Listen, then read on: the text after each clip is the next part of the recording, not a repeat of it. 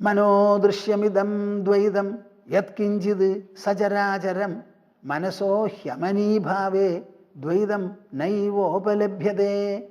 മനോദൃശ്യമിതം ദ്വൈതം യത്കിഞ്ചിത് സചരാചരം. മനസ്സ് രചിക്കുന്നതാണ് ചരാചരമായ ഈ പ്രപഞ്ചം മുഴുവനും. മനസ്സ് രചിക്കണമെന്ന് മാത്രമല്ല, അനുഭവിക്കുന്നത് മനസ്സിലാണ്. ഞാനിപ്പോൾ സൂര്യനെ കാണുന്നുണ്ടെങ്കിൽ ആ സൂര്യനെ അല്ല ഞാൻ കാണുന്നത്. എൻ്റെ മനസ്സ് ആ സൂര്യൻ്റെ ഒരു ഛായ രചിച്ച് ആ ഛായയാണ് ഞാൻ കണ്ട് സൂര്യൻ എന്ന് പറയുന്നത്. അല്ലാണ്ട് ഞാൻ എവിടെ സൂര്യൻ്റെ അടുത്ത് ചെന്നു, സൂര്യൻ ഇങ്ങോട്ട് വന്നു? ഇല്ലല്ലോ. ഞാൻ കാണുന്നത് എൻ്റെ മനസ്സ് രചിക്കുന്ന സൂര്യനെയാണ്. അപ്പം മനസ്സ് രചിക്കുന്നതാണ് ഈ ദൃശ്യവൈവിധ്യം മുഴുവനും. മനസ്സോ ഹ്യമനീഭാവേ. ഇതേ മനസ്സ് ചിന്തകളിൽ നിന്ന്, വിചാരങ്ങളിൽ നിന്ന്, ആവലാദികളിൽ നിന്ന് ഇല്ലാത്തൊരു നിലയിൽ ചെന്ന് ഉറങ്ങണു, അല്ലെങ്കിൽ സമാധി എന്ന് പറയുന്ന ഒരു അനുഭവം നമുക്ക് വന്നു. അതേവരെ ശക്തമായി തിരമാലകൾ പോലെ വന്നുകൊണ്ടിരുന്ന ചിന്താപ്രവാഹമുണ്ടല്ലോ, ആ പ്രവാഹം മുഴുവനും ധ്യാനിച്ച് ധ്യാനം സ്വായത്തമായി മനസ്സിൻ്റെ ചിന്തകൾ മുഴുവൻ നിൽക്കുന്ന ഒരു നിലയുണ്ട്, ഒരു നിർവികൽപ്പ സമാധി, നിശ്ചല സമാധി. അതല്ലെങ്കിൽ പ്രതിദിനം കിടന്നുറങ്ങുന്ന ഒരു ദശയുണ്ട്. അവിടെ മനസ്സ് തന്നെ നമുക്കില്ല. മനസ്സോ ഹ്യമനീഭാവേ ദ്വൈതം നൈവോപലഭ്യതേ. അവിടെ സ്വല്പമെങ്കിലും ദ്വൈതം പ്രകാശിക്കുന്നില്ലല്ലോ. എവിടെയാണോ ഈ വൈവിധ്യം പ്രകാശിച്ചത് മനസ്സിൽ, അതേ മനസ്സിൽ അത് പ്രകാശിക്കാതെയും ആവുന്നുണ്ട്. അപ്പോൾ പ്രകാശം മാത്രം സത്യം, പ്രകാശിക്കാതെ ആവുന്നത് അസത്യം എന്ന് നിങ്ങൾക്ക് പറയാൻ പറ്റില്ല. എവിടെ അനുഭവിക്കുന്നുവോ അവിടെ അത് ഇല്ലാതെ ആവുന്നു എന്ന്. അപ്പം എന്താ അതിന് പറയുക? ഇതാണ് തദാത്മാനഃ. നിങ്ങൾ കാണുന്ന പ്രപഞ്ചം മുഴുവനും ജാഗ്രത അവസ്ഥയിലേ ഉള്ളൂ. ജാഗ്രത അവസ്ഥയിലേ ഉള്ളൂ. കിടന്നുറങ്ങുന്ന സമയത്തില്ല. ആ ഉറങ്ങുന്ന സമയത്ത് സർവ്വതും വിട്ട് നമ്മൾ ഉറങ്ങണു. അപ്പം ആ ഉറങ്ങുന്ന സമയത്ത് ഞാൻ മാത്രമായി കിടന്നുറങ്ങി, ഒന്നും അറിയാതെ കിടന്നുറങ്ങിയ ആ ഞാനാണോ എൻ്റെ വാസ്തവത്തിൽ താദാത്മ്യം, അതോ ഈ പ്രപഞ്ച വസ്തുക്കളോടുകൂടി ബന്ധപ്പെട്ട് ആവലാതിയും നൂലാമാലും ആയി കഴിയുന്ന ആ വ്യക്തിത്വമോ? നിങ്ങൾ തീരുമാനിക്കണം. ജാഗ്രത് വ്യക്തിത്വമാണോ വാസ്തവത്തിൽ എൻ്റേത്, അതോ സുഷുപ്തി വ്യക്തിത്വമോ എന്ന് നിങ്ങൾ തീരുമാനിച്ച് പറയണം. നന്നാവണമെങ്കിൽ സുഷുപ്തി വ്യക്തിത്വം കണ്ടുപിടിക്കേണ്ടി വരും, അല്ലെങ്കിൽ കഷ്ടപ്പെട്ട് കഴിഞ്ഞോളൂ.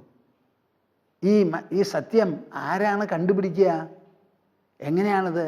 വീതരാഗഭയക്രോധൈഃ മുനിഭിഃ വേദപാരകൈഃ നിർവികൽപ്പോ ഹ്യയം ദൃഷ്ടഃ പ്രപഞ്ചോപശമോ അദ്വയഃ. അവിടെയാണ് ചുളുക്ക്. ചുളുക്ക് അവിടെയാ. എന്താ ചുളുക്ക്? വീതരാഗഭയക്രോധൈഃ മുനിഭിഃ വേദപാരകൈഃ. വീതരാഗഭയക്രോധൈഃ. നോക്കൂ, നമ്മുടെ വേദാന്തം ഉണ്ടല്ലോ, ഇത് ഫിലോസഫി ആയിട്ട് പറഞ്ഞു നടക്കേണ്ട കാര്യമല്ല. ഇത് ജീവിതത്തിനുള്ള ഒരു അനുധാവനമാണ്, ഒരു തപസ്സാണ്, പവിത്രീകരണമാണ്, പ്രബുദ്ധതയാണിത്. രാഗം, ആഗ്രഹം, ആശ, അത്യാർത്തി, ഭയം, ക്രോധം, വെറുപ്പ്, ഈ മൂന്നെണ്ണത്തിനെ നിങ്ങൾ തള്ളിക്കളയണം, തരണം ചെയ്യണം. എന്താണ് ഈ ജ്ഞാനനിഷ്ഠ? എന്താണ് ഈ ജ്ഞാനനിഷ്ഠ എന്ന് ചോദിച്ചാൽ എന്താ അതിൻ്റെ മറുപടി? മറുപടി ഇതാണ്: വീതരാഗഭയക്രോധൈഃ. 2-ാമത്തെ അധ്യായത്തിൽ കൃഷ്ണൻ വളരെ വ്യക്തമായിട്ട് പറഞ്ഞു. എന്ത്? ദുഃഖേഷ്വനുദ്വിഗ്നമനാഃ സുഖേഷു വിഗതസ്പൃഹഃ വീതരാഗഭയക്രോധഃ സ്ഥിതധീർമുനിരുച്യതേ. ദുഃഖങ്ങൾ വരാതെ ഇരിക്കില്ല പ്രപഞ്ചത്തിൽ ജീവിക്കുമ്പോൾ. കണ്ണ് കാണാതെ ഇരിക്കില്ല. കണ്ട അനവധി നിറങ്ങളുണ്ടാവും. അതിൽ ചിലപ്പോൾ മരിച്ച മൃതശരീരം ഉണ്ടാവും, ജീവിച്ചിരിക്കുന്ന ശരീരങ്ങളും ഉണ്ടാവും. ഹൃദ്യമായ ദർശനം, അല്ലാത്ത ദർശനം, ഇതൊക്കെ അവിടെ ഉണ്ടാവും. അങ്ങനെ കണ്ണ് പല നിറങ്ങളെയും കാഴ്ചകളെയും കാണുന്നത് പോലെ മനസ്സിന് പല വിധത്തിലുള്ള സുഖാനുഭവങ്ങളും ദുഃഖാനുഭവങ്ങളും ഉണ്ടാവും. അത് ഇല്ലാതെ ഇരിക്കുന്നതല്ല ജീവിതം, ഉണ്ടായിക്കൊണ്ടിരിക്കുന്നതാണ്. അതിൽ ദുഃഖേഷു അനുദ്വിഗ്നമനാഃ. ദുഃഖാനുഭവങ്ങൾ ഉദ്വേഗം നമുക്ക് വന്നു പോകരുത്. ഇതും സഹജമാണ്, സ്വാഭാവികമാണ്.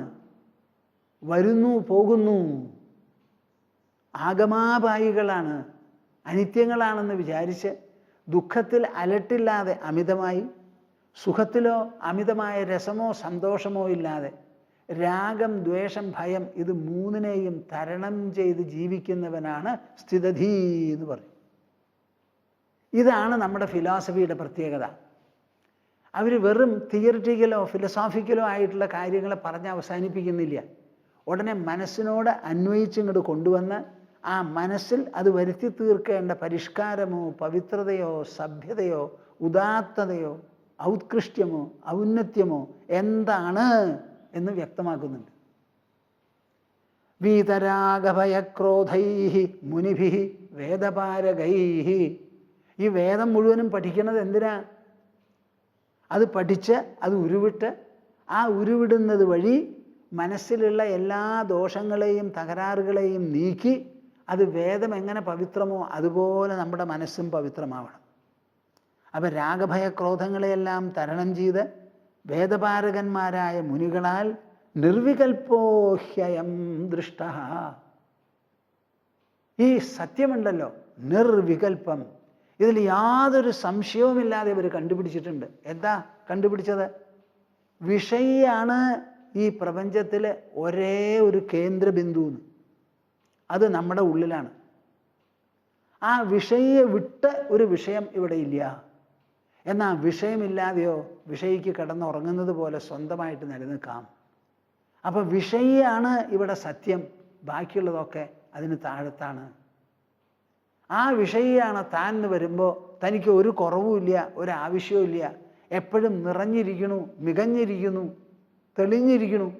നിർവികൽപ്പോ ഹ്യയം ദൃഷ്ട പ്രപഞ്ചോപശമോ അദ്വയ. ഇങ്ങനെ വരുമ്പോഴാണ് പ്രപഞ്ചം തന്നെ ഉപശമിക്കുന്നത്. എന്താ ഈ പ്രപഞ്ചം ഉപശമിക്കുന്നത് എന്ന് പറഞ്ഞ അർത്ഥം? നമ്മൾ കാണുന്നതും അനുഭവിക്കുന്നതും എല്ലാം തന്നെ നമ്മളിൽ തന്നെയുള്ള ഉൾവിലാസങ്ങളാണ്. ആ വിലാസങ്ങളിൽ മുഴുവൻ പ്രകടമാകുന്നത് നമ്മുടെ ഉൾസത്ത, നമ്മുടെ മനസ്സ്, നമ്മുടെ ചേതനാതലമാണ് ഈ വൈവിധ്യത്തെ മുഴുവൻ രചിച്ച് നമുക്ക് അനുഭവിപ്പിക്കുന്നത്. അതങ്ങോട്ട് മനസ്സിലായാൽ പിന്നെ എന്താ സംശയം ഇവിടെ? ലാഭം കൊണ്ടൊരു നേട്ടമോ നഷ്ടം കൊണ്ടൊരു കെടുതിയോ നമുക്ക് ഉണ്ടാവാനുണ്ടോ? അതൊക്കെ അതിൻ്റെ പാട്ടിൽ നടന്നോട്ടെ. ഈ സത്യം മനസ്സിലാക്കി കഴിഞ്ഞാൽ ഒരു മനുഷ്യൻ എങ്ങനെ ഇരിക്കും? ഞാൻ നിങ്ങളോട് മുമ്പും പറഞ്ഞിട്ടുണ്ട് ഈ കാര്യം. നിസ്തുതി നിർനമസ്കാര നിസ്വധാകാരയേവച ചലാചലനികേതശ്ച യതി യാദൃച്ഛികോ ഭവേത്. ഇവിടെ ആശ്രമത്തിൽ പലരും വരും, ദീക്ഷയൊക്കെ മേടിക്കും, സാധനയും ചെയ്യും. അത്രയെങ്കിലും ചെയ്യുന്നുണ്ടല്ലോ, ആയിക്കോട്ടെ, വിരോധമില്ലപ്പാ, ഭാഗ്യവാന്മാരാ. പക്ഷെ അവർക്ക് ആ പരമലാഭം വേണമെന്നുണ്ടെങ്കിൽ ഒക്കെ വിടണം, ഒക്കെ വിടണം. അല്ലെങ്കിൽ ഇമിറ്റേഷൻ ഗോൾഡ് അണിഞ്ഞ് കഴിഞ്ഞു കൂടിക്കോളും. നിസ്തുതി, ഒരൊറ്റ ആളെ സ്തുതിക്കാൻ പോണ്ടാന്ന്. നിർനമസ്കാരോ, ഒരാളെയും ഒരു ദൈവത്തെയും നമസ്കരിക്കാൻ പോകേണ്ട ആവശ്യമില്ല. എവിടെയാ അവിടെ ദൈവം? ആരെയാ നമസ്കരിക്കുക? നമ്മൾ പ്രതിഷ്ഠിച്ചതൊക്കെ ദൈവങ്ങളാണെന്ന്. നിസ്തുതി നിർനമസ്കാരോ നിസ്വധാകാരയേവച. പിതൃക്കൾക്ക് പിണ്ടോദകമൊക്കെ കൊടുക്കണോ എന്ന് ചോദിച്ചാൽ ഒരാവശ്യമില്ല. ഞാൻ ചിലപ്പോൾ പറയും നമ്മുടെ സാധകന്മാരോട്, നിങ്ങളിപ്പോൾ ശ്രാദ്ധ കൂട്ടാൻ പോകുന്നുണ്ടല്ലോ, ആർക്കാ ശ്രാദ്ധ കൂട്ടണേ? മരിക്കാത്തവരെ മരിപ്പിച്ച് കൊന്ന് അവരെ പിതൃക്കളാക്കി നിങ്ങൾ ശ്രാദ്ധ കൂട്ടുക. പോണോ ഈ ഗ്രഹപ്പിഴയ്ക്കത്? പക്ഷെ അതുമാത്രം മനസ്സിലാക്കാനുള്ളവരുണ്ടാവില്ല. സാധാരണ മരിച്ച ആൾക്ക് നന്മ കിട്ടണം, ശാന്തി കിട്ടണം, സ്വാമിജി അനുഗ്രഹിക്കൂ എന്ന് പറഞ്ഞാൽ അതന്നെ എഴുതി അയക്കും. ആദ്യം ഞാൻ പറയണത് ശവസംസ്കാരമൊക്കെ വേണ്ടതുപോലെ നടത്തി കഴിഞ്ഞതിന് ശേഷം നിങ്ങളുടെ സമ്പ്രദായ പ്രകാരം എന്തെല്ലാം അപരക്രിയകളുണ്ടോ ആ ക്രിയകൾ മുഴുവൻ സശ്രദ്ധ നടത്തൂ. ഈ ക്രിയയിലെല്ലാം കൂടിയിട്ടുള്ളത് യജ്ഞവും ദാനവും തപസ്സാണ്, അത് നിങ്ങൾക്ക് നല്ലതാണെന്ന് പറഞ്ഞാൽ അയക്കാറുള്ളത്. ഞാനിപ്പോൾ പറയുന്നത് ഈ സത്യം മനസ്സിലാക്കി കഴിഞ്ഞവൻ എങ്ങനെയായിരിക്കുകയെന്ന്. നിസ്തുതി നിർനമസ്കാരോ നിസ്വധാകാരയേവച. പല ദൈവങ്ങളെയും സ്തുതിച്ച് നടക്കില്ല, ഒരാളെയും നമസ്കരിച്ച് കുമ്പിടേണ്ട ആവശ്യമില്ല. ഇത് കുമ്പിടണോ അതോ മനസ്സിലും ബുദ്ധിയിലും ധീമഹി എന്ന് പറഞ്ഞ മാതിരി ധരിച്ചു കൊണ്ടിരിക്കണം. നമ്മൾ കുമ്പിട്ട് നമസ്കരിക്കുമ്പോൾ നമ്മുടെ ശ്രദ്ധ മുഴുവനും നമസ്കാരത്തിലാണ്. എന്നാൽ ഞാൻ നമസ്കരിക്കാറില്ലേ ചോദിച്ചാൽ ഉവല്ലോ, കാലത്ത് ഞാൻ എക്സസൈസ് എടുക്കും. എക്സസൈസ് എടുക്കുമ്പോൾ ധാരാളം കുമ്പിടാറുണ്ട്. 10-15 തവണയൊക്കെ കുമ്പിടും. അത് എക്സസൈസോട് കൂടി എടുക്കുമ്പോൾ സാധാരണ നമസ്കരിക്കുന്നതിനേക്കാൾ കയ്യിലും കാലിലും കൂടി നിന്നിട്ടാണ് എക്സസൈസ് എടുക്കണേ. കയ്യിലും കാലിലും കൂടി നിന്നിട്ട് കുമ്പിട്ട് നീരണം എന്നുണ്ടെങ്കിൽ എളുപ്പമല്ലല്ലോ. അത് തലയ്ക്ക് നല്ലതാണ്, മുതുവിന് നല്ലതാണ്, പുറം വേദന ഉണ്ടാവില്ല. ഞാൻ ധാരാളം ഇരുന്ന് ജോലി ചെയ്യുന്ന ആളാണല്ലോ കമ്പ്യൂട്ടറിൻ്റെ ഒക്കെ മുൻപിൽ. അപ്പോൾ പുറം വേദന ഇല്ലാതിരിക്കാൻ ഇങ്ങനെ അങ്ങോട്ട് എണീട്ടൊരു 10-12 തവണ, ഞാൻ ചെയ്യുന്നത് 25 തവണയാണ്. അതങ്ങോട്ട് ചെയ്താൽ പുറം വേദനയൊന്നുമില്ല, ഇതുവരെയൊന്നുമില്ല. പക്ഷേ ഒരു ദൈവത്തെയോ പിതൃക്കളെയോ ആരെങ്കിലും ഉദ്ദേശിച്ച ഒരു നമസ്കാരമോ ഒരു പൂജയോ, നിസ്തുതിർ നിർനമസ്കാരോ നിസ്വധാകാരയേവച ചലാചല നികേതശ്ച യഥർയാദൃച്ഛികോ ഭവേത്. നിസ്തുതിർ നിർനമസ്കാരോ നിസ്വധാകാരയേവച ചലാചല നികേതശ്ച യതി യാദൃച്ഛികോ ഭവേത്.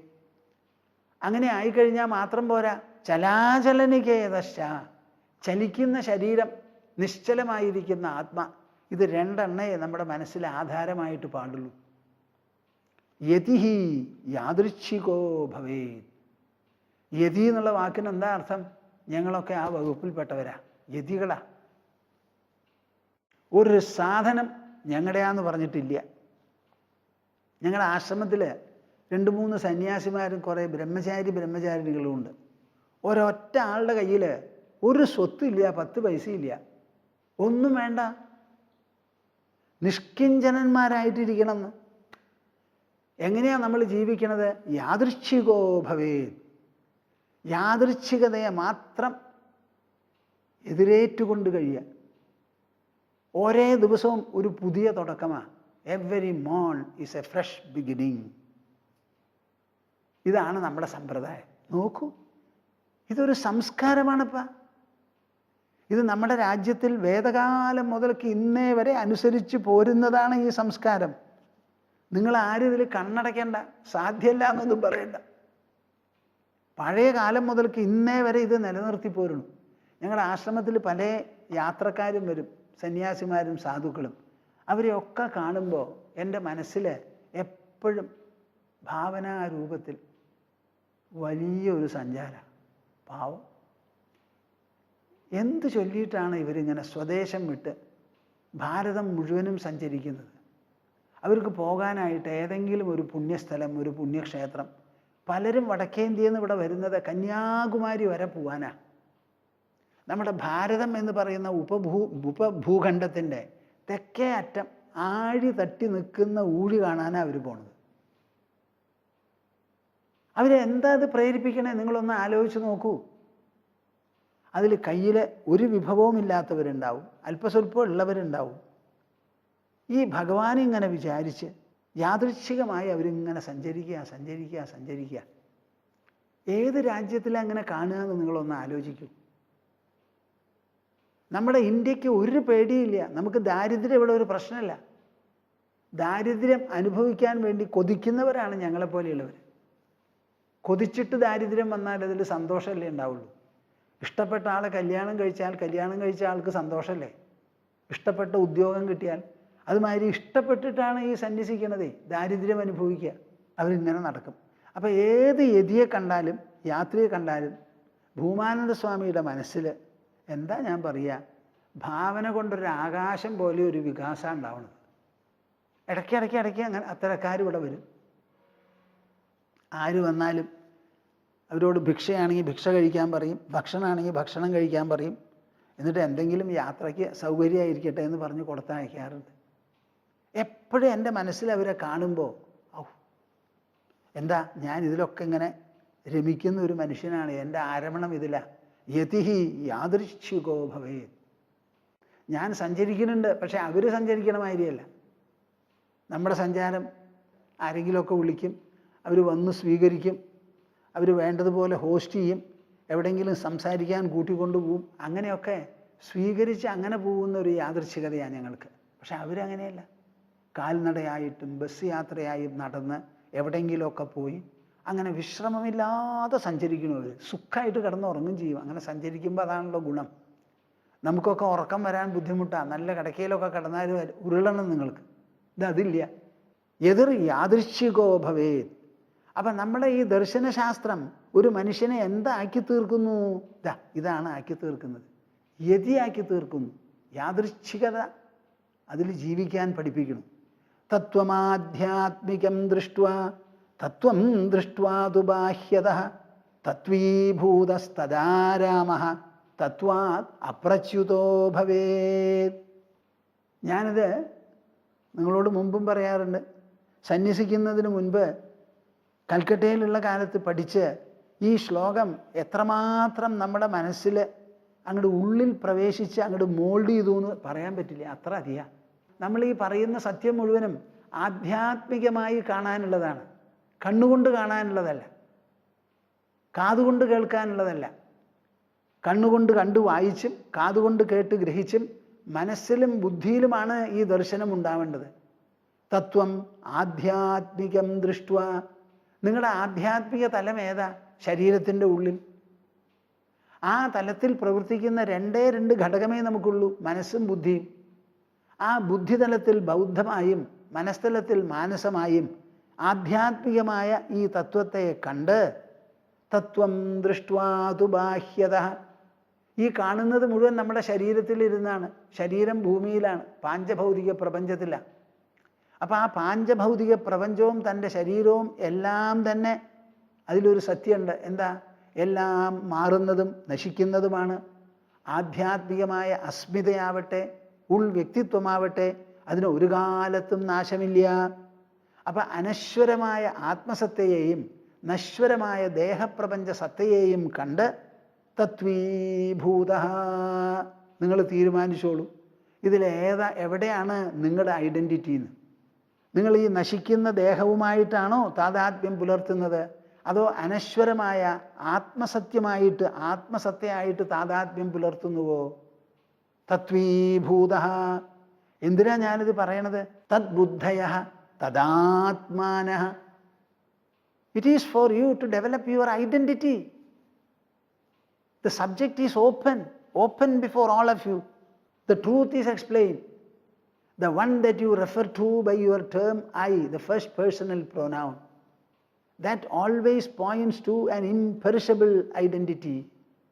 It is a presence which is not at all perishable at any point of time. Everything else in your personality as well as in the world surrounding it is perishable moment to moment. You have to lodge your identity where? In the imperishable. Imperishable. നിങ്ങൾക്ക് എല്ലാവർക്കും ഞാനൊരു ഐഡൻറ്റിറ്റിയാണ് തരുന്നത് ഈ പറയുന്നത് മൂലം. ആ ഐഡൻറ്റിറ്റിയെ പിടിച്ച തത്വീഭൂത തദാരാമ. അതിലാകട്ടെ നിങ്ങളുടെ ആരമണം. ആരമണം ആരമണം. നമ്മുടെ ആരമണമൊക്കെ സീരിയലാണ്. അതിലാകട്ടെ ആരമണം. തത്വീഭൂത തദാരാമ തത്വാത് അപ്രച്യുതോ ഭവേത്. ബുദ്ധിയിൽ നിന്നും മനസ്സിൽ നിന്നും ആ തത്വം വിട്ടുപോകരുത്. ഉറങ്ങുമ്പോഴായാലും നുണ പറയുമ്പോഴായാലും സത്യം പറയുമ്പോഴായാലും എപ്പോൾ ചോദിച്ചാലും നിങ്ങൾക്ക് ഈ ഐഡൻറ്റിറ്റി വിട്ടുപോകാൻ പാടില്ല. ഈ താദാത്മ്യം. തത്വാത് അപ്രച്യുതോ ഭവേത്. തദ്ബുദ്ധയസ്തദാത്മാനഃ തന്നിഷ്ഠാസ്തത്പരായണാഃ. തത്പരായണാഃ. പരായണാഃ. എന്താ അതിനർത്ഥം? നമ്മൾ ആപത്തിൽ ഈശ്വരനെ വിളിക്കണം, ഈശ്വരനെ ആശ്രയിക്കണം എന്ന് പറയുന്നുണ്ടല്ലോ. ഇങ്ങനെയുള്ള ജ്ഞാനനിഷ്ഠയിൽ ഇരിക്കുന്ന ആൾക്ക് പിന്നെ പ്രത്യേകമായിട്ടൊരു ഈശ്വരാശ്രയമൊന്നുമില്ല. ഇത് തന്നെയാണ് ആശ്രയം. ഇനി ഇത് വിട്ട് ഈശ്വരനെ ആശ്രയിക്കാൻ എന്ത് വേണം? കിണ്ടിയും കിണ്ണവും വെള്ളവും ഒക്കെ ആയിട്ട് തുളസിയും ഒക്കെ ആയിട്ട് അങ്ങോട്ട് പോണോ? നമ്മുടെ മനസ്സും ബുദ്ധിയും അതോടുകൂടി ചേർന്ന് ലയിച്ചങ്ങോട്ട് ഇരിക്കുകയാണേ. ഇനി ഇതിലും മീതെ പിന്നെ എന്താ? അപ്പം ഇത് തന്നെയാണ് പരായണത്വം. ഗച്ഛന്ത്യ പുനരാവൃത്തിം ജ്ഞാനനിർധൂത കൽമഷാഹ. അവർക്ക് അപുനരാവൃത്തിം ഗച്ഛന്തി എന്ന് പറഞ്ഞാൽ എന്താ അർത്ഥം? രണ്ടാമതൊരു ജന്മം ഉണ്ടോ ഉണ്ടാവുമോ, ഇല്ലാതെ ഇരിക്കണം എന്നൊക്കെ പറയുന്നവരുണ്ട്. ആ അപുനരാവൃത്തി എങ്ങനെയാ കിട്ടുക? ജ്ഞാനനിർധൂത കൽമഷാഹ. ജന്മമുണ്ടെന്നുള്ള തോന്നൽ തന്നെ കൽമഷമാണ്. ഇപ്പം ഞാൻ ജനിച്ച് ജീവിച്ചിരിക്കണു എന്ന് പറയുന്നത് തന്നെ കൽമഷമാണ്. ജനിച്ചിട്ടുണ്ട് ആര്? ശരീരം. ശരീരത്തെ ഉജ്ജീവിപ്പിക്കുന്ന ഞാൻ അജന്മാവാണ്.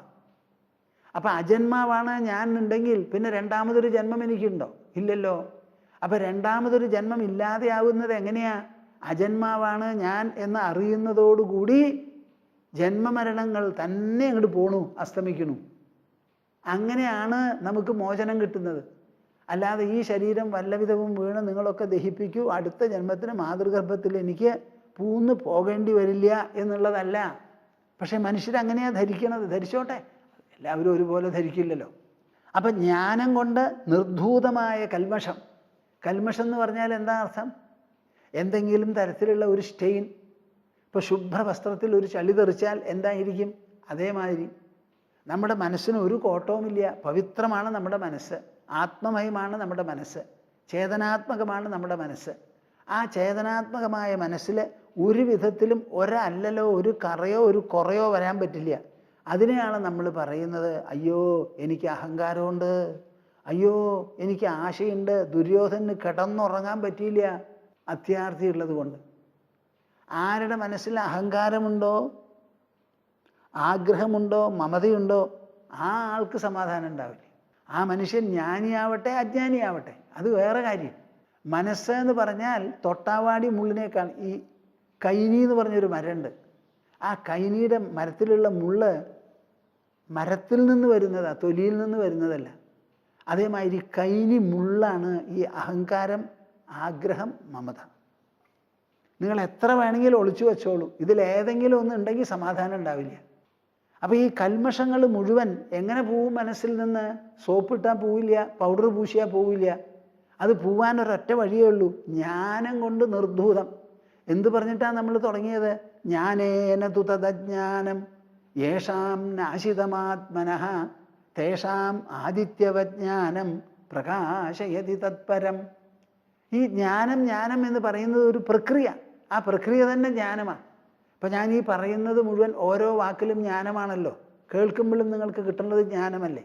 അപ്പം ജ്ഞാനപ്രക്രിയയിലൂടെ നിർധൂത കൽമഷാഹ, എല്ലാ വിധത്തിലുള്ള കൽമഷങ്ങളെയും കഴുകിക്കളഞ്ഞ് ഞാൻ ജനിച്ചു, ഞാൻ മരിക്കും, രണ്ടാമതൊരു ജന്മം ഉണ്ടാവാം, എത്രയോ ജന്മങ്ങൾ കഴിഞ്ഞിട്ടാണ് ഈ ഒരു ജന്മം ഉണ്ടായിരിക്കുന്നത്, ഇങ്ങനെയുള്ള സങ്കല്പങ്ങളും ഭാവനകളും കണക്കുകൂട്ടലുകളും ഉണ്ടല്ലോ, ഇതൊക്കെ കൽമഷങ്ങളാണ്.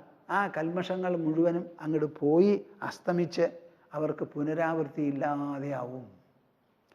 തദ്ബുദ്ധയസ്തദാത്മാനഃ തന്നിഷ്ഠാസ്തത്പരായണാഃ ഗച്ഛന്തി അപുനരാവൃത്തിം ജ്ഞാന നിർധൂത കൽമഷാഃ. നമുക്കിനി പറയേണ്ടത് 18ാമത്തെ ശ്ലോകമാണ് 5ാം അധ്യായത്തിൽ. ഈ 5ാം അധ്യായം തുടങ്ങിയത് എവിടുന്ന? തുടക്കം എന്താ? സന്യാസം കർമ്മണാം കൃഷ്ണ പുനർയോഗം ച ശംസസി യശ്രേയ ഏതയോരേകം തന്മേ ബ്രൂഹി സുനിശ്ചിതം. സന്യാസം എന്ന് പറയണത് എന്താ? യോഗം എന്ന് പറയണത് എന്താ? ഇത് രണ്ടുമാണല്ലോ എന്നോട് ഇത്രയും നേരം അങ്ങ് പ്രതിപാദിച്ചു തന്നത്. അത് രണ്ടെണ്ണത്തിലെ ഏതാണ് മികച്ചത് എന്ന് അറിയണം എന്നാ അർജുനൻ്റെ ചോദ്യം. ഇത് പറയുമ്പോൾ പ്രേക്ഷകരെ എൻ്റെ മനസ്സിൽ കുറേ വിചാരങ്ങൾ വരുന്നുണ്ട്. എന്താ ആ വിചാരം എന്ന് പറഞ്ഞാൽ, നമ്മൾ എവിടെയാണ് നിൽക്കുന്നത്? ഡൽഹിയിൽ നിന്ന് ഒരു 100-150 കിലോമീറ്റർ അകലെ കുരുക്ഷേത്രം എന്ന് പറഞ്ഞ ഒരു ഭൂമിയുണ്ട്. ആ കുരുക്ഷേത്ര ഭൂമിയിൽ 5151 കൊല്ലം മുൻപ് നടന്ന യുദ്ധരംഗമാണ് നമ്മുടെ മുൻപിൽ. അവിടെയാണ് നമ്മൾ നിൽക്കുന്നത്. അവിടെ അർജുനൻ 10-13 കൊല്ലത്തെ തയ്യാറെടുപ്പോടുകൂടി വന്ന് നിൽക്കണു, യുദ്ധം ചെയ്ത് വിജയശ്രീലാളിതനാകാൻ. അതിനുവേണ്ടി എല്ലാ സന്നാഹങ്ങളും അർജുനൻ്റെ കയ്യിലുണ്ട്. പാശുപതാസ്ത്രമുണ്ട്. ശിവനെക്കുറിച്ച് തപസ് ചെയ്ത് ഒരു ബലപരീക്ഷ നടത്തിയതിന് ശേഷം ശിവൻ്റെ നെഞ്ഞത്ത് ആഞ്ഞടിച്ച് അതിൻ്റെ സമ്മാനമായി കിട്ടിയതാണ് പാശുപതാസ്ത്രം. ഗാണ്ഡീവം എന്ന് പറയുന്ന വില്ലും അങ്ങനെ സമ്മാനമായി വേറൊരു സന്ദർഭത്തിൽ കിട്ടിയതാണ്. അപ്പോൾ ഈ വക യോഗ്യതകളോട് കൂടിയിട്ടാണ് വന്ന് നിൽക്കുന്നത്. അതൊക്കെ ഉണ്ടായിട്ടും തൻ്റെ എല്ലാ വിധത്തിലുള്ള സാമർഥ്യവും യോഗ്യതയും അദ്വിതീയത്വവും എല്ലാം തെളിയിക്കേണ്ട ഒരു സുവർണാവസരം വന്ന് പിണഞ്ഞപ്പോൾ അർജുനൻ്റെ മനസ്സ് തകർന്നു. എന്നിട്ട് വില്ലാളി വീരൻ വിഷാദമഗ്നനായി. കരഞ്ഞ് കരഞ്ഞ് അമ്പും വില്ലും താഴത്ത് വെച്ച് നിൽക്കാൻ വയ്യാതെ ഇരുന്നു. ആ ഇരുന്ന ഇരിപ്പിൽ സമാധാനിപ്പിക്കാൻ കൃഷ്ണൻ മാത്രമേ ഉള്ളൂ തേരാളി. അവർ രണ്ടുപേരും തമ്മിൽ നടക്കുന്ന സംവാദമാണ് ഭഗവത്ഗീത എന്നുള്ളത് നിങ്ങൾ മറക്കരുതെന്ന് മാത്രമല്ല, നല്ല പോലെ ഓർമ്മ വയ്ക്കണം. അവിടെ തുടക്കം വിഷാദമാണ്. ആ വിഷാദം അനുഭവിക്കുന്ന സമയത്തും കൃഷ്ണൻ്റെ ഒരു 64 അക്ഷരം കേട്ടപ്പോൾ അർജുനൻ്റെ കരച്ചിൽ അവിടെ നിന്നു. അർജുനൻ ഒരു പൃച്ഛകനായി മാറി. എന്നിട്ട് ചോദിച്ചത് എന്താ? യത് ശ്രേയസ്യാൻ നിശ്ചിതം ബ്രൂഹി തന്മേ എന്നാണ് ചോദിച്ചത്. എനിക്ക് ശ്രേയസ് എന്താന്ന് പറഞ്ഞു തരൂ, എന്ത് ചെയ്യണം ചെയ്യണ്ട എന്നുള്ളതിനെക്കുറിച്ച് ഞാൻ ധർമ്മസമ്മൂഢ ചേതസ്സാണ്. എത്ര ഗൗരവമുണ്ട കാര്യത്തിനെന്ന് നിങ്ങൾ മനസ്സിലാക്കൂ. ഒരു ഭാഗത്ത് ഗൗരവം, ഒരു ഭാഗത്ത് ജീവിതത്തിലുള്ള എല്ലാ പരിസ്ഥിതികളിലും നമുക്കുള്ള സംഭാവ്യത, സാധ്യത, നമുക്ക് നേടാൻ സാധിക്കുന്ന യോഗ്യത, പൂർണ്ണത്വം, ഇതെല്ലാം വിളിച്ചു പറയുന്നതാണ് രംഗം. വിഷാദം പിടിപെട്ട അർജുനൻ വിഷാദം അങ്ങോട്ട് മാറി നിന്ന് ഒരു ശ്രേയസ് അതിനുവേണ്ടി പൃച്ഛകനായിട്ട് നിന്നു. അതിന് മറുപടിയായിട്ടാണ് പറയുന്നത്. നമുക്കിവിടെ എന്ത് അനുഭവം ഈ പ്രപഞ്ചത്തിൽ നിന്ന്, ലോകജീവിതത്തിൽ നിന്നും ഉണ്ടായാലും അതിനുള്ള പരിഹാരം അന്തരാത്മാവിലാണ്. ഇത് നിങ്ങൾ മനസ്സിലാക്കുമോ പ്രേക്ഷകരെ? നിങ്ങളുടെ പ്രശ്നം വിവാഹത്തെ ചൊല്ലിയാകട്ടെ, അകാല മരണത്തെ ചൊല്ലിയാകട്ടെ, ദാരിദ്ര്യമാകട്ടെ, ശരീരത്തിന് സുഖക്കേടാവട്ടെ, മഹാവ്യാധിയാകട്ടെ, എന്ത് തന്നെ ആണെങ്കിലും പ്രശ്നപരിഹാരം നമ്മുടെ ശരീരത്തിൻ്റെ ഉള്ളിൽ അന്തരാത്മതലത്തിലാണ്. ഇത് നിങ്ങൾ മനസ്സിലാക്കുമോ?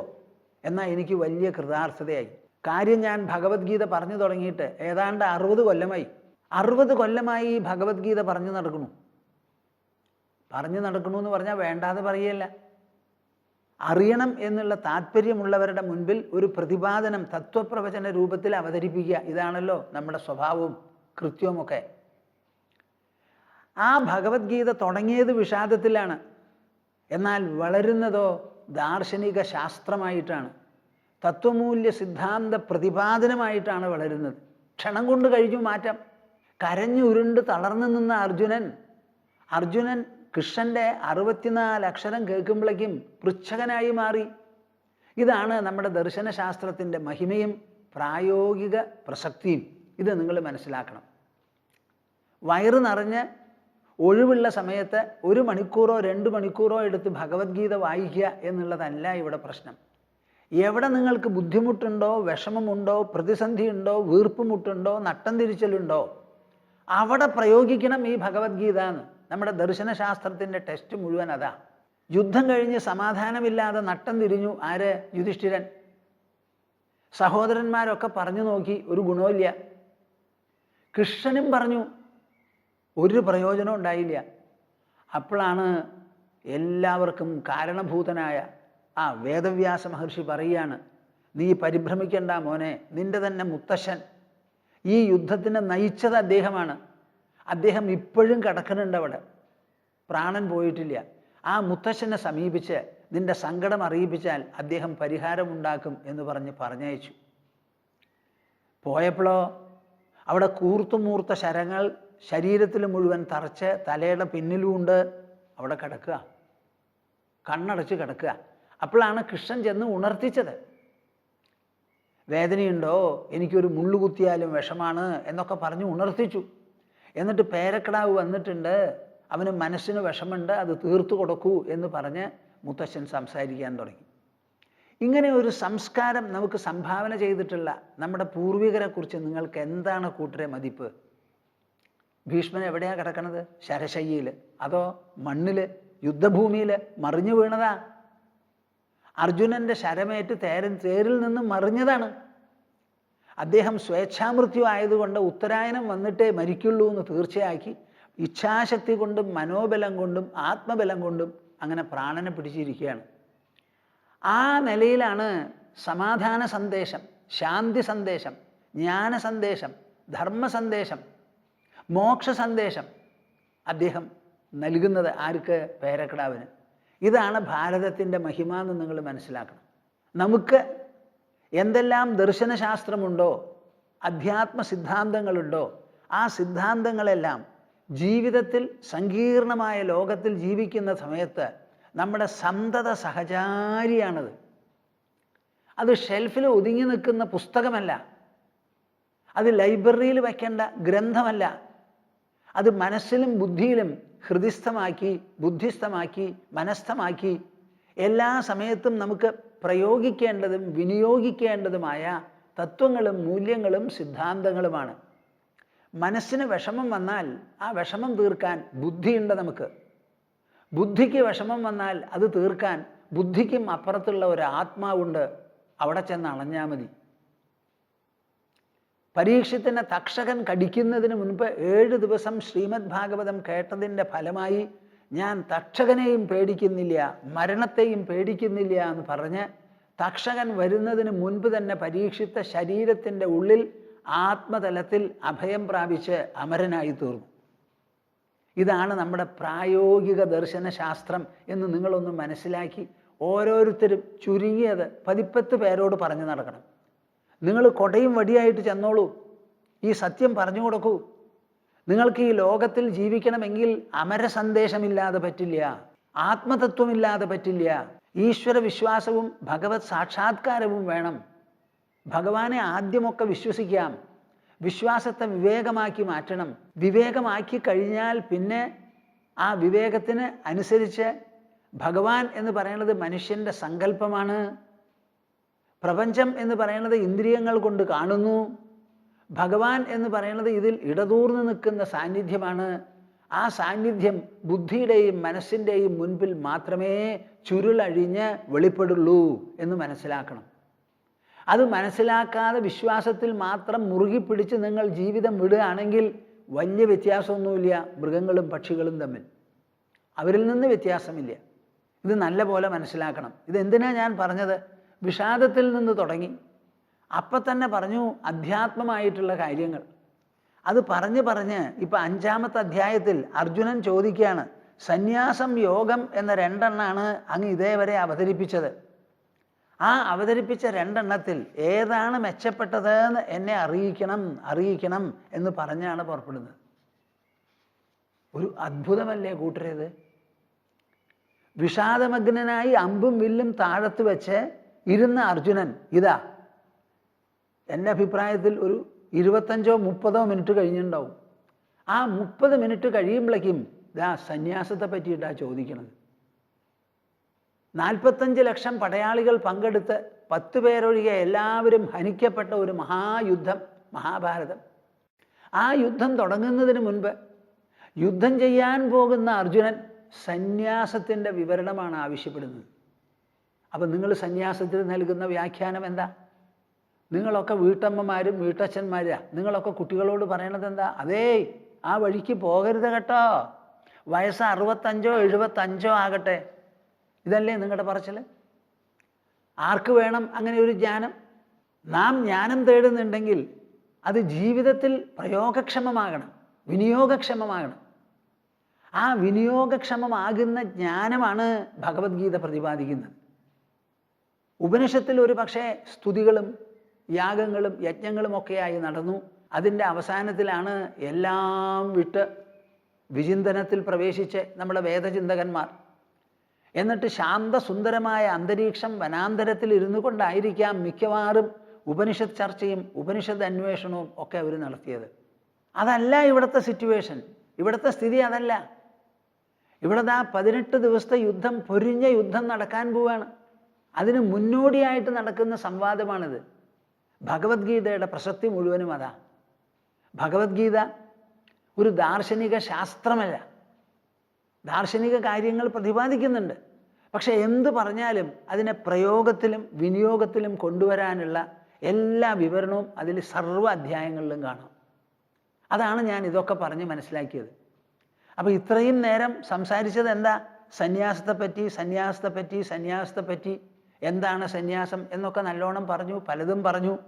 ഇപ്പം കൃഷ്ണൻ എന്താ ഇനി കിടക്കാൻ പോണത്? പ്രായോഗികതയിലേക്ക് കിടക്കുക. നിങ്ങൾ അധ്യാത്മമായിട്ട് ഒരു വരി വായിച്ചാൽ ഉടനെ ചിന്തിക്കണം, അതെൻ്റെ ജീവിതത്തിൽ, എൻ്റെ ചിന്തനത്തിൽ, സംസാരത്തിൽ, പ്രവൃത്തിയിൽ, വ്യവഹാരത്തിൽ, സമ്പർക്കത്തിൽ എങ്ങനെ പ്രയോഗിക്കാം എന്ന് നിങ്ങൾ ചിന്തിക്കണം. ആ പ്രായോഗികതയാണ് ഇവിടുന്ന് അങ്ങോട്ട് 9 ശ്ലോകങ്ങളാണെന്ന് തോന്നുന്നു അതിൽ കൃഷ്ണൻ പ്രതിപാദിക്കുന്നത്. സന്യാസമാണ് വിഷയം, ചോദ്യവും അതാണ്. യോഗമാണ് വിഷയം. ഇത് രണ്ടും കേട്ടാൽ സ്പിരിച്വലാണ്, ആധ്യാത്മികമാണ് ഈ രണ്ടും.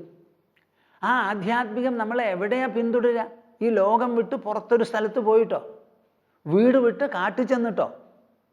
കാട്ടിൽ ചെന്നിട്ട് നമുക്കിത് എന്തിനാ? ലോകമില്ലല്ലോ, അപ്പോൾ വിഷമവും ഇല്ലല്ലോ, അപ്പോൾ അവിടെ വെറുതെ മിണ്ടാതെ ഇരുന്നാൽ പോരെ?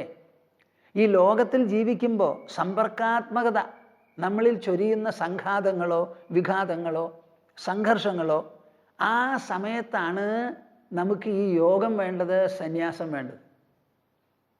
നിങ്ങളിത് മനസ്സിലാക്കുന്നുണ്ടോ? സന്യാസം എന്ന് പറഞ്ഞാൽ അഹങ്കാരത്തെ ത്യജിക്കലാണ്, ആശയ വിടലാണ്, മമതയെ വിടലാണ്. ഇത് മൂന്നും വിട്ടുകഴിഞ്ഞാൽ നമ്മുടെ മനസ്സ് എന്തായി? പൂർണ്ണചന്ദ്രത്തിന് സദൃശമായി പ്രകാശിക്കും. ആ പ്രകാശത്തോടു കൂടി നിങ്ങൾക്ക് ലോകത്തിൽ ജീവിക്കാം. അത് ലോകത്തിന് ഒരു അലങ്കാരമാണ്, നിങ്ങൾക്ക് സാഫല്യവും സൗഭാഗ്യവുമാണ്. അങ്ങനെ വിശേഷപ്പെട്ടതാ കൃഷ്ണൻ പറയണത്. കേൾക്കൂ, ഇത്ര നേരം പറഞ്ഞ മാതിരിയല്ല. വിദ്യാവിനയ സമ്പന്നേ ബ്രാഹ്മണേ ഗവിഹസ്തിനി ശുനി ചൈവശ്വപാകേച പണ്ഡിതാഹ സമദർശിനഃ. ഞാൻ ഇതിനു മുമ്പ് പറഞ്ഞു നിർത്തിയത് എന്താ? ജ്ഞാനേന തു തദജ്ഞാനം യേഷാം നാശിതമാത്മനഃ തേഷാം ആദിത്യവജ്ഞാനം പ്രകാശയതി തത്പരം. അർജുന, നിന്റെ മനസ്സിനാണല്ലോ വിഷമം, മനസ്സിനാണല്ലോ സങ്കടം. അപ്പം സങ്കടവും വിഷമവുമല്ല എല്ലാം മനഃസൃഷ്ടിയാണ്. ആ മനഃസൃഷ്ടിക്ക് പരിഹാരത്തിന് ഒറ്റ വഴിയേ ഉള്ളൂ, ബുദ്ധിയിൽ. മനസ്സുള്ളിലാണ്. ആ ഉള്ളിലുള്ള മനസ്സിൽ എന്തെങ്കിലും ഒരു സ്വാധീനമോ ഒരു പരിണാമമോ ഒരു പവിത്രതയോ വരുത്തണമെങ്കിൽ അതിന് ബുദ്ധിക്ക് മാത്രമേ അതിനുള്ള കഴിവുള്ളൂ. അതാണ് സങ്കടപ്പെട്ടുകൊണ്ടിരുന്ന അർജുനൻ്റെ മനസ്സ് സംശയം തീർന്ന് ആശയത്തെളിച്ചത്തോടുകൂടി പ്രകാശിക്കാൻ തുടങ്ങിയത്. എന്താ കാരണം? കൃഷ്ണൻ ഒരു ഗ്ലാസ് കാപ്പിയോ ചായയോ ഒന്നും അല്ല കൊടുത്തത്. പറയാൻ തുടങ്ങിയപ്പോൾ ചെവി കൂർപ്പിച്ച് കേട്ടു. കേട്ടതൊക്കെ മനസ്സിൽ പതിഞ്ഞു. ഭ്രമം നീങ്ങി, മോഹം നീങ്ങി, സംശയം നീങ്ങി, ആശയത്തെളിച്ചമുണ്ടായി, ഉൾപ്രകാശമായി, കൂടുതൽ അറിയണമെന്നായി. ആ അറിവിൻ്റെ ഒരു പ്രയാണമായി, ഒരു ജ്ഞാനയാത്രയായി തീർന്നു സംവാദം. സങ്കടപരിഹാരത്തിന് വേണ്ടി പുറപ്പെട്ടതാ. അപ്പം ജ്ഞാനം എന്ന് പറയുന്നത് അഭ്യസിച്ച് ആത്മാവിനെ സംബന്ധിച്ച അജ്ഞാനം നീക്കിക്കളഞ്ഞാൽ നമുക്ക് ഈ ലോകം മുഴുവനും ഒരു പരമപ്രകാശമായി അനുഭവപ്പെടും എന്ന് പറഞ്ഞിട്ടാണ്. അതിനുവേണ്ടി എന്തു വേണം? തദ്ബുദ്ധയസ്തദാത്മാനഃ തന്നിഷ്ടാസ്തത്പരായണാഃ ഗച്ഛന്തി അപുനരാവൃത്തിം ജ്ഞാനനിർധൂത കൽമഷാഃ. ഈ ജ്ഞാനാഭ്യാസം കൊണ്ട് നമുക്ക് നേടിയെടുക്കാനുള്ളത് കൽമഷങ്ങൾ മുഴുവനും കറയും കുറയും നമ്മുടെ മനസ്സിൽ നിന്നും ബുദ്ധിയിൽ നിന്നും പോകണം. അത് പോകാനായിട്ടുള്ള ഒരു അഭ്യാസം ജ്ഞാനാഭ്യാസമാണ്. ജ്ഞാനാഭ്യാസത്തിനെയാണ് ജ്ഞാനം എന്ന് പറയുന്നത്. ജ്ഞാനം എന്ന് പറഞ്ഞാൽ അത് ബുദ്ധിയിൽ വരുന്ന ഒരു സമ്പന്നതയാണ്. ബുദ്ധി കൊണ്ട് ആലോചിച്ച് മനസ്സുകൊണ്ട് മനനം ചെയ്ത് അകത്ത് തന്നെ സംഭവിക്കുന്ന ഒരു പരിണത ഫലമോ പരിണാമമോ ആണ് ഈ ജ്ഞാനം.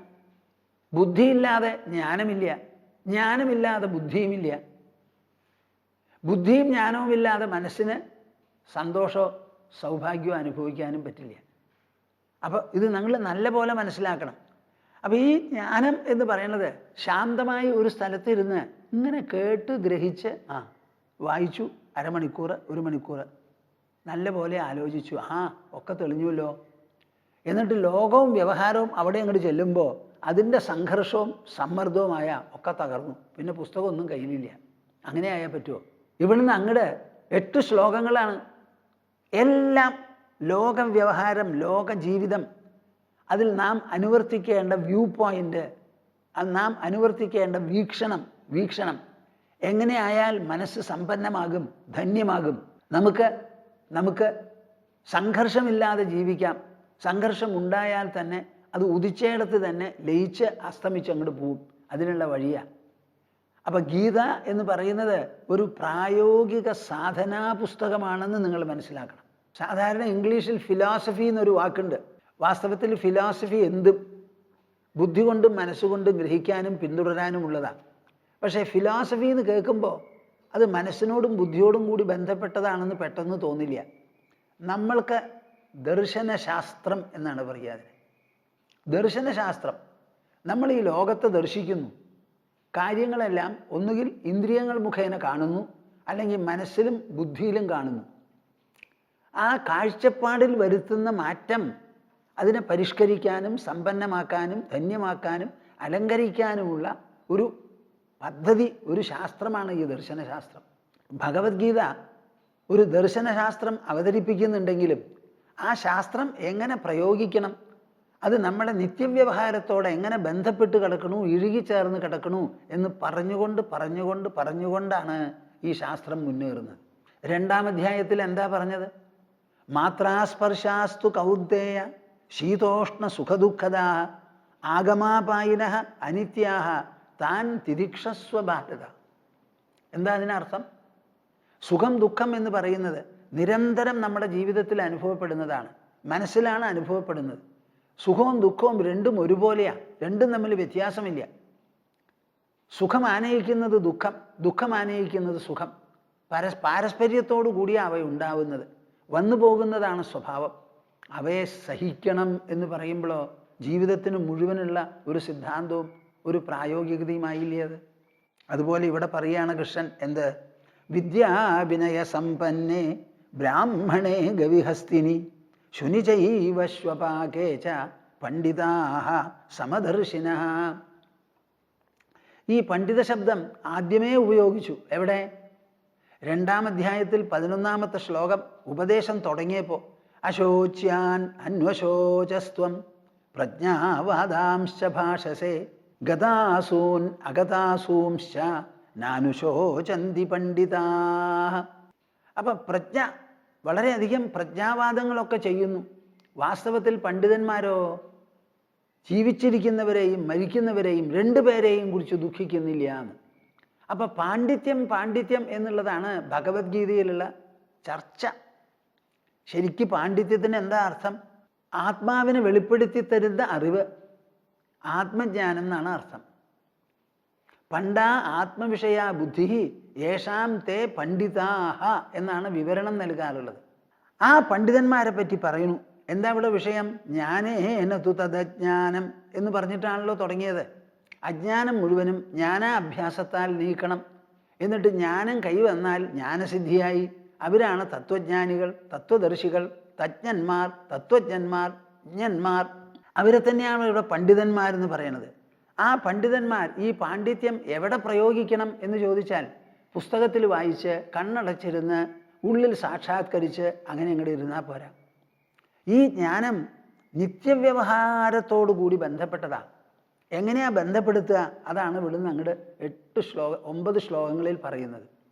വിദ്യാവിനയ സമ്പന്നേ ബ്രാഹ്മണേ ഗവിഹസ്തിനി.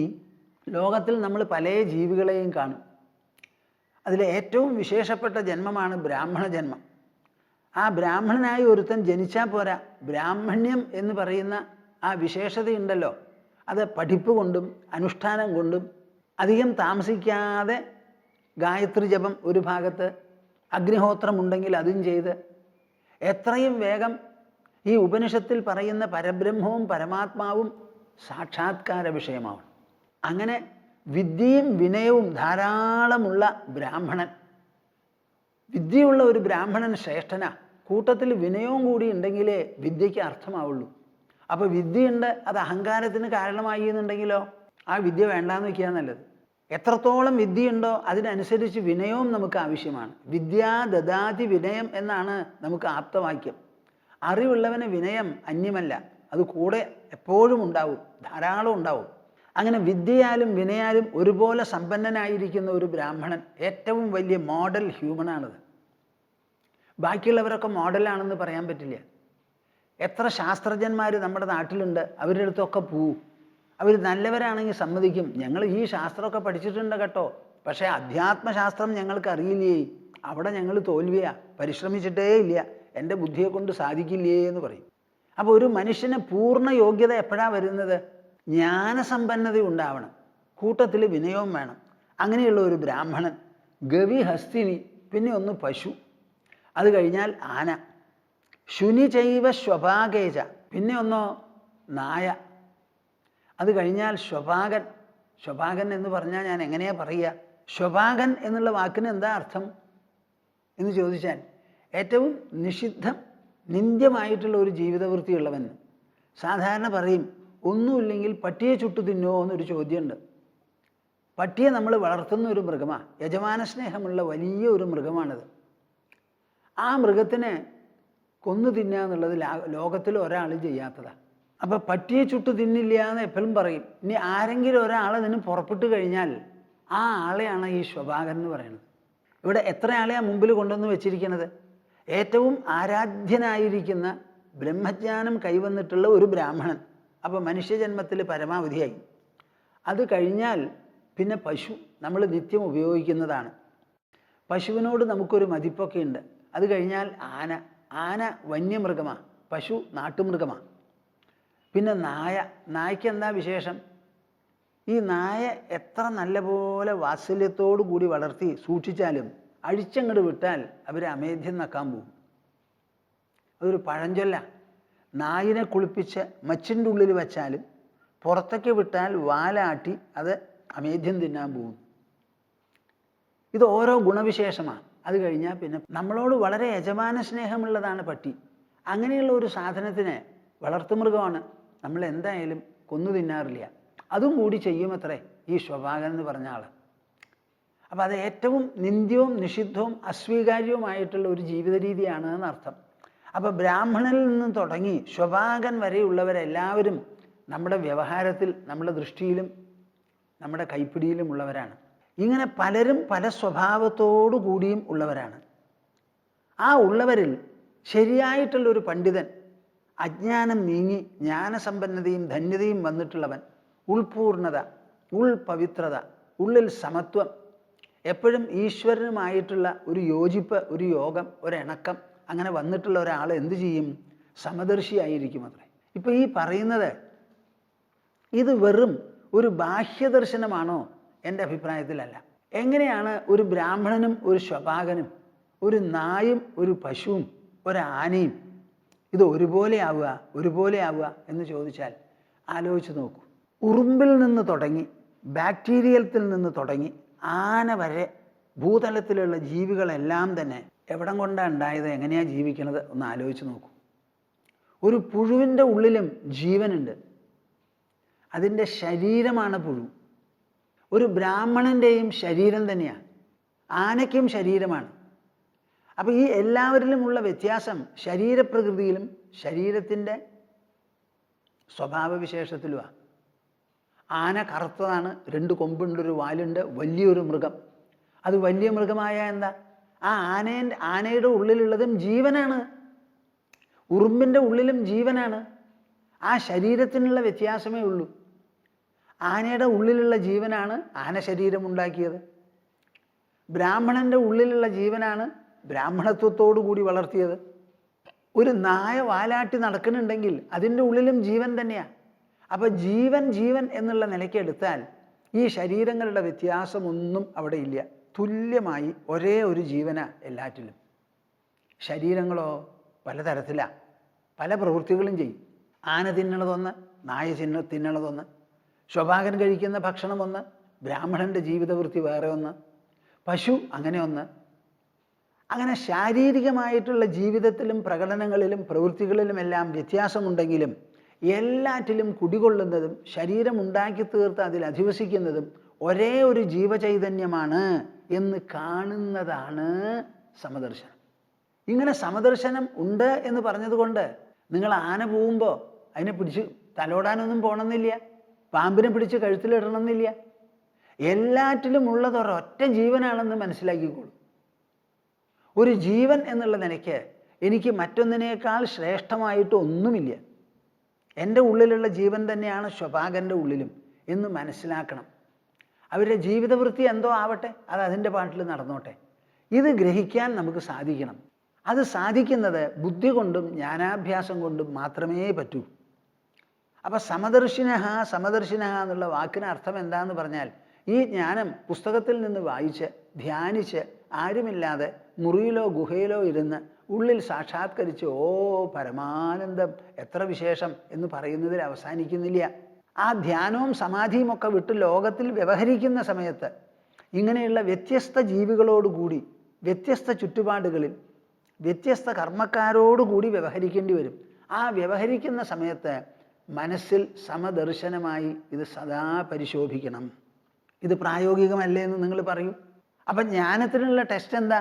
നിങ്ങൾ ഈ ജീവികളൊക്കെ നോക്കുമ്പോൾ വ്യത്യാസബുദ്ധി, ശരീരത്തിൻ്റെ വ്യത്യാസമാണോ നിങ്ങളുടെ മനസ്സിനെ അതിക്രമിച്ച് കീഴടക്കുന്നത്?